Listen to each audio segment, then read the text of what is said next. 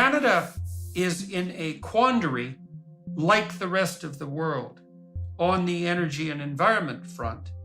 And Quebec and Alberta have been at serious odds on that issue for the last decade, as well as Alberta and the federal government. And the chickens in many ways are coming home to roost. I mean, the German chancellor came to Canada a few weeks ago, cap in hand, and asked his old ally, the Canadians, for help with liquid natural gas provision, for example, to help reduce this catastrophic German dependence on Russian fossil fuel exports. And Trudeau basically sent him away empty-handed, stating in a manner so utterly preposterous that it's a form of idiot miracle that no business case could be made for Canada to export liquid natural gas to Europe, to Germany in particular. And that's so utterly preposterous because we have so much natural gas and we have the facilities to liquefy it.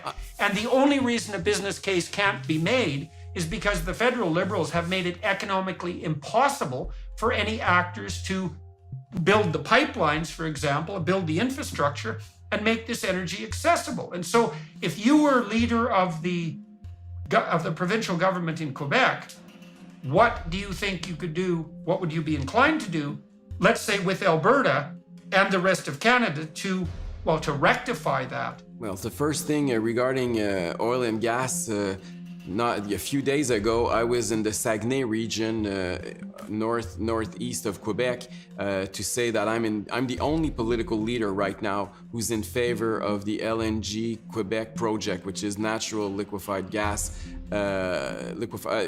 project, a $14 billion investment.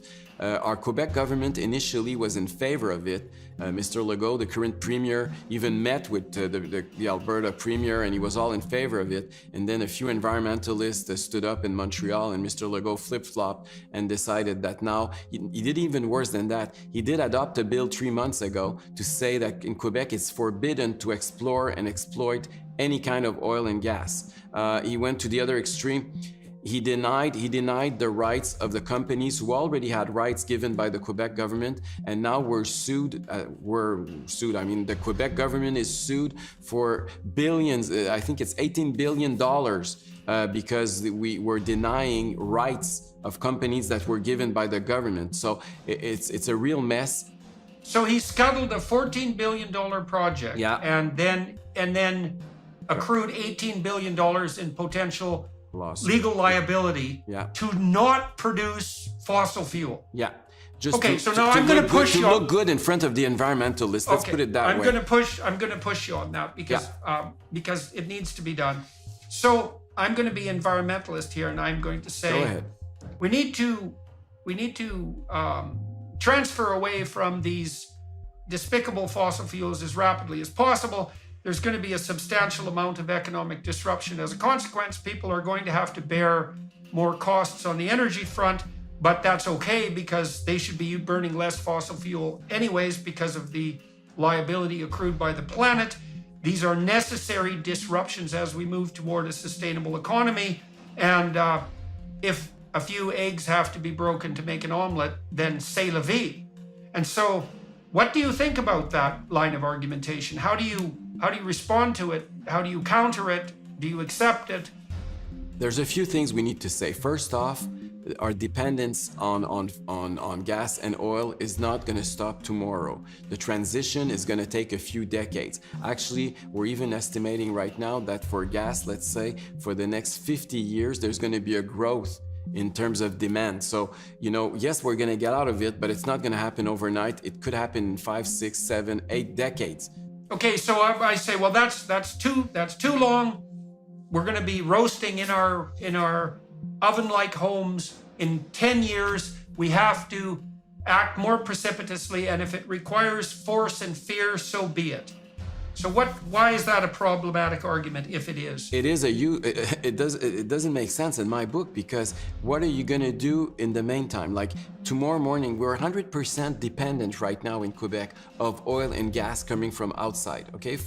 And so if you know, and we saw what's happening in Western Europe right now because they were dependent of gas coming from Russia, and we see how it's a huge problem not to be autonomous in terms of energy. So are you proposing, and the parties are always good. Currently in Quebec, all the parties, all the other political parties, they have goals, you know, and they're promising that they're gonna cut our gas emission by 37.5%, 45%, 55%. It's like an auction to know which one is gonna have the highest percentage of cutting gas emission. But when you look at it, no one's ready to tell you how they're gonna do that. How many factories are they gonna shut down? How many million people are going to say they can't drive their cars anymore? How many, ski-doos and yachts and how are they going to do that? They never ever say it, and every single time those politicians promise that, they're always lying. They never ever achieve their goal. It's always easy to look good, and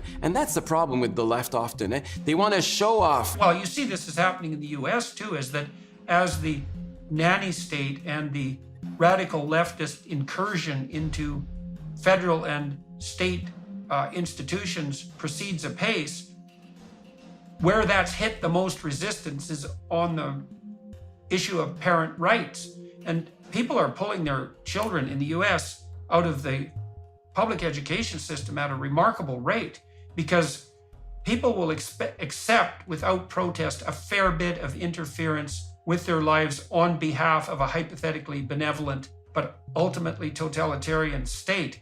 But they will not accept the propaganda campaigns directed at their children. And so the reason I'm saying that isn't for a political reason exactly. It's to point out the logic of the principle of subsidiarity, because you should have parents making decisions for their children precisely because there's no one who is going to care for children more than parents. Exactly. And if the state says it's delusional. Because, well, how in the world can an abstract organization, distant from the children it's serving, unrelated to them, and not knowing them personally, possibly care for them in all their individual particularity, as well as biologically related kin who are immediately living with them? I mean, it's a preposterous assumption on all fronts, and people will definitely rebel against that when their children are threatened. So